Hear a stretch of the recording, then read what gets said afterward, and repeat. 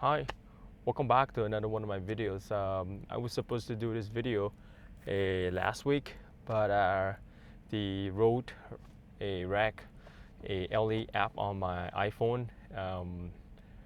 So I had a little bit problem. Not really the application, but my iPhone, the 4S that I've been using to record all my sound, all my audios for my video.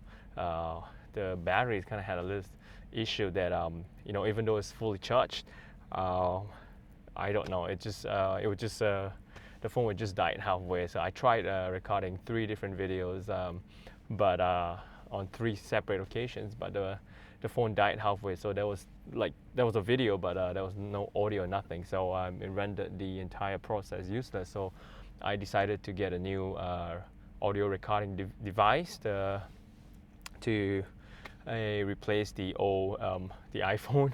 So now yes, I'm using this like a special red colored what is that, H1N, a sound recording device from Zoom, the company Zoom.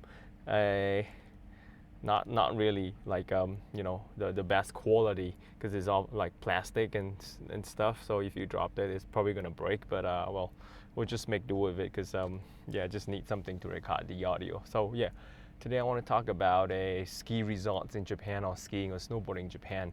And basically, Japan offers some of the best skiing experience in Japan and in Asia, the Asian region. So if you're not flying to like Europe to further up in the Western continent, if you want to stay in Asia, there are like only a few places where you can like ski or snowboard. But Japan, I definitely recommend people to come to Japan, and there are a lot of people already in Japan, like every season during like late December to January, February, skiing and snowboarding here. So yes, that's basically what today's video is gonna be about. And I don't think you can see in the backdrop here. Actually, I'm just on the other side of Mount Fuji, and Mount Fuji is just right there, all snow cap in the top. It's already in December. The place where I'm in is not really like snowing that much yet, but the top of Mount Fuji is already all covered in snow. So yes, let's just dive right in. Okay, skiing and snowboarding in Japan. This video is basically for like beginners. Like you're totally new to this winter sport. You have not tried it in your entire life before, and you think you want to try it when you're in Japan. So this video is for you guys. So if you're an experienced or more like an intermediate skier or snowboarder, then maybe this video might provide some information for you, and take it with a pinch of salt. So take it with a pinch of salt, okay? Because basically these are just purely based on my experience in Japan and my own personal opinion, okay? Uh, in Japan, I think the best ski resort, hands down, what is that? Hands down, the best ski resort in Japan will probably be in Hokkaido. But because Hokkaido is just so far, if you're really coming here, during your holidays or during a vacation, specifically for winter sports, then yes, you can choose to go to Hokkaido because you come here just to do that, nothing else. But the only thing with Hokkaido is that if a blizzard does comes in and you're on your way into the airport, there's only one airport that you can fly in and fly out, which is the new Shin Chitose airport. So if a blizzard comes in and you get stuck at the airport, you're probably gonna sleep in the airport like for a day or two. So that's the only issue with Hokkaido. It's just so far way up there. But why is it the best ski resort? They get the best snow coming in from Russia and Serbia. So the ski resorts are also like huge. But the only thing is that it's just far from everywhere else, and there's not really nothing else you can do except skiing and snowboarding. And so the other option is to fly into Tokyo and find ski resorts that are like within around Tokyo. So you can do a day trip and maybe 2 days and with your family to just try out or just experience snowboarding or skiing, and then still go back to Tokyo and continue your tour in Japan. So the closest ski resort I can tell you from Tokyo, it's in Nagano Prefecture in a little town called Karizawa, where I am in. So yes, that's a little ski resort right there. It's not really like a giant ski resort. It's a small one. It's good for the families and to experience just skiing and snowboarding as the first timer. But the only downside is it's really small. So if you come during the Japanese holidays, where the kids are on holidays, it will be really crowded, and you will be probably, like vying for space. And it's not only is this crowded, it's just dangerous. You don't know who's gonna hit you, or you don't know you're gonna hit someone. So that's the only downside. But if you just want to try out and hang out with the family, yeah, it's just 1 hour 15 minutes from Tokyo. It's a decent ski resort. But if you want to go a little bit more further up in Nagano, places like Hakuba, Nozawa Onsen, Shigakogen, these places offers like really fantastic ski experience. But the problem is it's a little far, and getting there it's not like really easy. You can just take a Shinkansen and get off and just go to the ski resort. Most ski resorts, the good ones, are just tucked way up there in the highlands, in the mountains up there. So you have to figure out some form of transport if you're not driving up there. And, renting a car and driving in winter conditions, if you have no experience in driving in winter conditions, I would not, suggest you do that, because it's just so dangerous. Accident rates rise like so much in winter.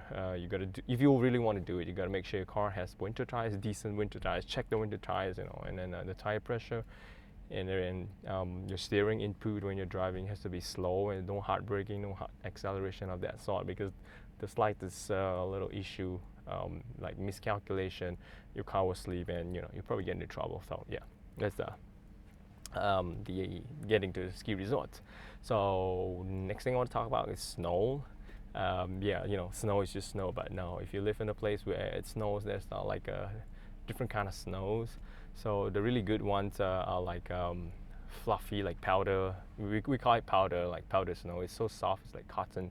So when you blow on them, they will just float around. Cotton snow is very soft, so it's fun to play with cotton, like snow. It only happens when it's like really cold, like negative, I don't know, 5, 10, and then when it snows, the water content in the snow, it's really low, so the snow is very dry, so it's very fluffy. But snows like that, it's not good for making snowman because it doesn't stick. So, but it's good for snowboarding and skiing, because number one, when you fall, it's not painful. It's like falling on a bed of fluffy cotton.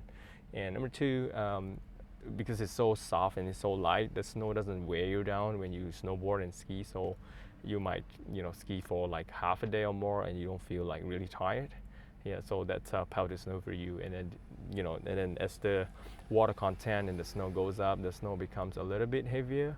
So like when there's too much water content in the snow, it becomes like slushy and whatnot. So it's very wet. So when you fall, you stay on the snow for too long, your waterproof clothes and whatnot will just get a lot of moisture, and then you you freeze yourself out there. So yeah, and heavy those kind of snow with water content is really heavy, so it wears down on your body pretty quickly.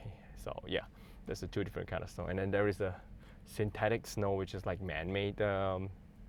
For small ski resorts like the one I mentioned earlier in Karizawa, it's a little small town because it doesn't really snows that much there.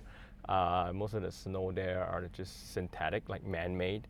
So if you're in like ski resorts like that, as long as the snow doesn't come from the sky, it's already down on the ground, you can touch it, but try not to put it in your mouth and eat it or something, because I wouldn't want to do that. It's dirty, and you don't know what is in the snow itself. So yeah.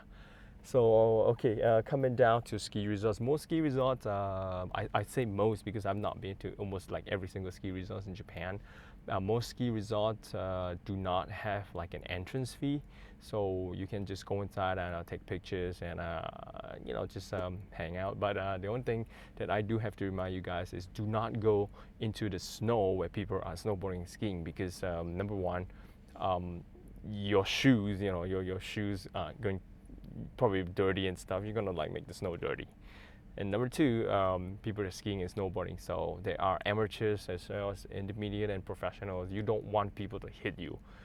If they hit you and you get yourself injured, it's you will not have a good experience to leave behind. So whatever you want to do, do not go into the snow where people are skiing and snowboarding. Or if there's a designated area where you can, do it, then go for it. But most of the time, try not to tread onto the snow where people are doing winter sports.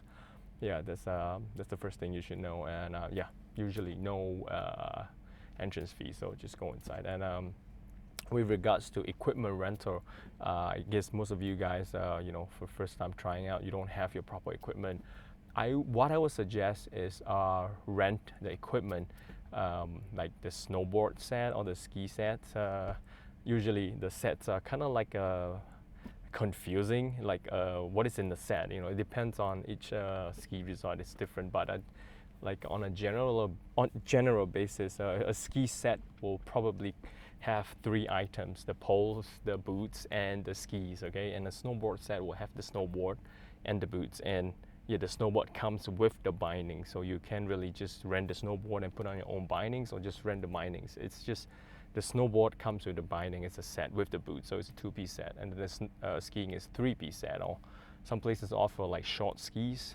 Japanese, they call it like a ski board.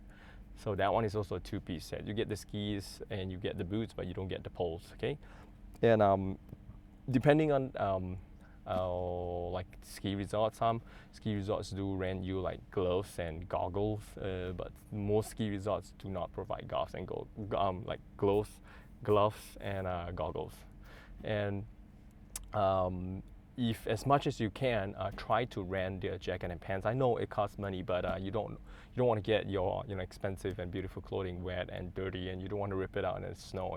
So rent their clothing, get it dirty, get it soiled. At the end of the day, you can just change out into your beautiful clothes and continue what you're doing. So I would recommend it. And helmets, helmets. Some people rent them, some people don't. I would usually recommend people to rent them because your head is the most important part of your body. The last thing you want is to fall down and hit your head on something. So as a precautionary measure, just rent the helmet. It's not that expensive. It's like $7 or like $10 something. I don't know. Just rent the helmet. So yeah, that's renter. Regarding renting gloves and goggles, as much as I would advise you, try not to rent goggles or gloves because these items come into direct contact with your skin, so you do not know who uses these gloves or goggles. Yeah, they may sanitize it, clean it, but you just don't know who has like a weird skin condition, who's using those gloves or goggles. And with no knowledge of that, I'm pretty sure a lot of us don't want to put like stuff that touches your face or your skin. So yeah. And and then in winter there are like a lot of viruses going around. So as much as you can, try not to like rent goggles or gloves. I mean, you can buy like a cheap one, not an expensive one. So yeah, just don't try not to rent them. Okay, I mean, if you want to buy expensive one, go ahead. But yeah, and then a lot of people don't really understand like do they need goggles, do they need helmets and whatnot. But goggles, I would say you don't really need them unless it's like a bright sunny day out there, and the glare from the sun and the reflection from the snow, it's just too blinding to your eye. Then you might want to rent goggles. But if it's on a cloudy day and if the sun is not so bright, it's not so glaring, you don't really need the goggles unless you're going pretty fast and the wind cuts into your face and your eyes start to tear, and then the tears freezes up on your eyelashes. If you're going that kind of speed, you probably know that you need the goggles. But if you're like a beginner trying out, you don't need goggles. Trust me. Helmet, you definitely need a helmet. Not only does the helmet keeps your head protected, it keeps your ears and head warm, and you probably can attach a goggle, and when you fall, all these things will not be flying around. You don't have to climb up and the slope and retrieve your lost items. So yeah, I have my own personal goggle here. This is my like Oakley Crow goggle that I've been using like more than 10 years. It's still there. Stock lenses, the orange one. I don't know. I think it's called Amber or something. I can't remember. I'm still using goggles. These are goggles. Okay. These are not called glasses or that thing that go on your head. That shield. It's called a goggle. Okay. With a double G, not a Google. Okay. You can Google for a goggle, but it's called a goggle. Okay. Helmets here. This is my helmet right here. It's a Burn Baker with no holes. I use it for like biking as well and snowboarding as well. It does come with like a winter liner, but I took it out, and use it, wear a beanie and then the goggle and then the helmet over the goggle and the beanie, like what most the trend, most athletes are doing that now. And then goggles come with this like a microfiber bag, like glasses. You clean them, and yeah, with regards to goggles, it's really good to just coat a thin layer of like anti-fog inside the goggles, because as long as you're not moving constantly, the air doesn't ventilate through the goggles. Some of the goggles will just fogged up. So yeah, just apply a thin layer of anti-fog on the inside of the goggle lenses. Other than that, basically, yeah, that's about it. Oh yeah, chair lifts. Lifts.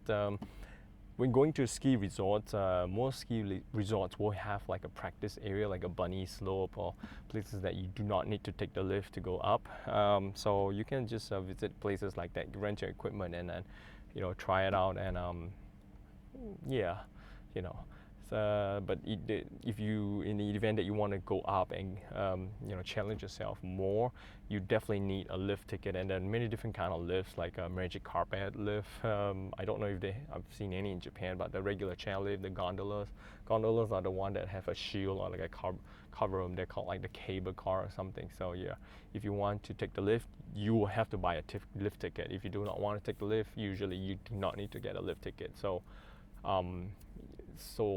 it's not like a requirement that you need to get a lift ticket. And usually before you go to any ski resorts in Japan, try to go online, Google, and find out if they have packages, because a lot of ski resorts in Japan do offer like packages.